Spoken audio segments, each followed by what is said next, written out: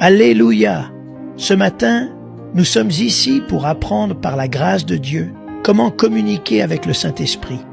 L'esprit du mal communique d'abord avec l'esprit des gens. C'est pourquoi, parfois, vous pensez positivement, puis changez pour penser négativement. 90% de votre vie est gouvernée par votre pensée, car votre pensée vous donne une direction. Mais si vous n'êtes pas conduit par la chair, mais par l'esprit, vos pensées sont les pensées de Dieu. Romains chapitre 8 nous enseigne une merveilleuse leçon. Verset 4, « Afin que la justice de la loi soit accomplie en nous, qui marchons, non selon la chair, mais selon l'esprit.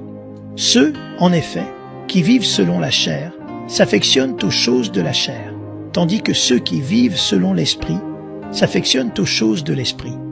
Et l'affection de la chair, c'est la mort, tandis que l'affection de l'esprit, c'est la vie et la paix.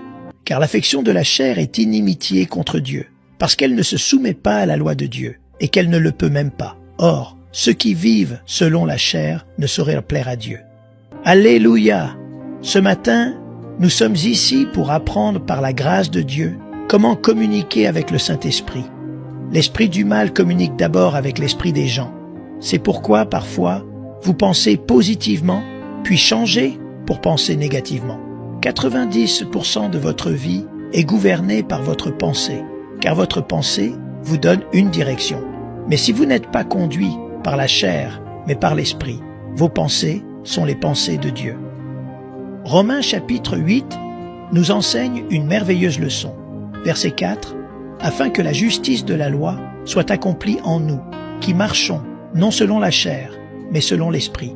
Ceux, en effet, qui vivent selon la chair, s'affectionnent aux choses de la chair, tandis que ceux qui vivent selon l'esprit s'affectionnent aux choses de l'esprit. Et l'affection de la chair, c'est la mort, tandis que l'affection de l'esprit, c'est la vie et la paix. Car l'affection de la chair est inimitié contre Dieu, parce qu'elle ne se soumet pas à la loi de Dieu, et qu'elle ne le peut même pas. Or, ceux qui vivent selon la chair ne sauraient plaire à Dieu. Alléluia!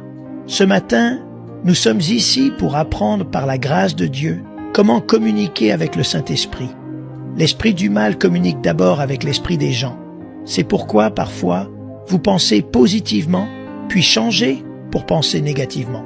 90% de votre vie est gouvernée par votre pensée, car votre pensée vous donne une direction.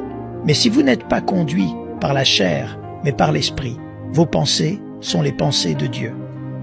Romains chapitre 8 nous enseigne une merveilleuse leçon. Verset 4, « Afin que la justice de la loi soit accomplie en nous, qui marchons, non selon la chair, mais selon l'esprit.